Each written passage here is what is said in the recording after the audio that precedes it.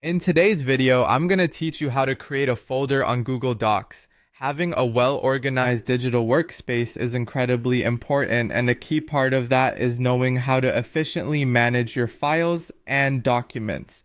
So whether you're a student working on multiple projects or a professional juggling numerous assignments, these steps will help you streamline your workflow with ease. To start, go ahead and open your preferred web browser. Once the browser is open, the next step is to navigate to the Google Docs homepage. You'll need to be signed in to your Google account to proceed. So let's go ahead and do that. Click on the sign in button, typically located in the upper right corner of the page. Here, you'll need to enter your email address associated with your Google account. After typing in your email, click on the next button to continue. Following that step, it's time to enter your password. Once you have keyed in your password, click on the next button once more. This should bring you to Google's homepage, but what we really want is to access Google Drive, where we can manage our documents more effectively. Look towards the upper right corner of your screen again for a small grid of 9 dots. That's the Google Apps menu. Click on it and a drop-down will appear with various Google services icons. Click on Google Drive to open the Drive interface. Now that you're in Google Drive, let's move on to creating a new folder. In the top left corner of your screen, you'll see a button labeled Plus New. Go ahead and click on that. A drop-down menu will appear, giving you the option to create different types of files. Select folder from this list.